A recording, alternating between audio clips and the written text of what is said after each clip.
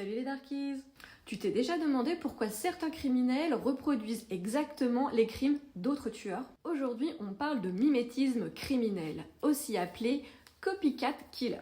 Le principe est simple. Un individu passe à l'acte en s'inspirant d'un crime déjà médiatisé. Ça peut être un film, une série ou un reportage ou un fait divers ultra exposé. Et le plus troublant, plus un crime est détaillé dans les médias, plus il a de chances d'être imité. Ces copycats ne tuent pas au hasard. Ils copient inconsciemment le modus operandi d'un tueur célèbre, comme Jack l'Éventreur ou le Zodiac, pour éviter ses erreurs et surpasser sa notoriété. C'est du mimétisme pur. Une intention volontaire, souvent boostée par les médias, qui glorifie ces monstres. Exemple en 2008, Derek Brown assassine 2 femmes à Whitechapel, le quartier même de Jack l'Éventreur, en imitant ses méthodes. Attention, ce n'est pas juste de l'imitation passive. Ces copycats analysent, planifient et tuent pour exister à travers un modèle. Le criminologue explique que ce phénomène touche souvent les personnes fragiles psychologiquement, influençables ou déjà fascinées par la violence. Quand elles voient un meurtre devenir célèbre, elles y projettent leurs propres fantasmes ou frustrations. Et elles veulent reproduire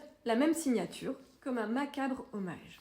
C'est pour ça que certains pays limitent les détails dans la presse, pour éviter d'inspirer des passages à l'acte. Mais malgré ça, le mimétisme criminel reste une vraie réalité dans le true crime. On complique même les enquêtes, parce qu'il brouille les pistes entre l'original et la copie. Qui sont les personnes capables d'imiter un crime? Déjà, il y a les individus fragilisés psychologiquement.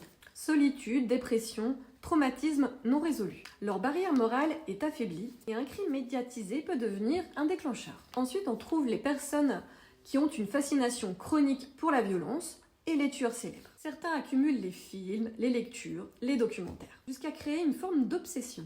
Ils ne veulent pas juste reproduire, ils veulent exister à travers l'acte. Il y a aussi les profils en quête de reconnaissance. Plus l'affaire originale a fait du bruit, plus ils espèrent attirer l'attention en copiant. C'est une manière de revendiquer une identité qu'ils n'ont pas dans la vie réelle. Et enfin, on ne peut pas oublier les personnes narcissiques ou influençables pour qui l'idée de signature, de mise en scène devient une manière de se sentir puissant. Ils ne créent pas. Ils imitent, parce que copier un crime, c'est plus simple que construire leur propre plan. Connais-tu des affaires de copycat? Dis-le moi en commentaire. Plonge avec moi dans les zones sombres de la psychologie criminelle sans filtre.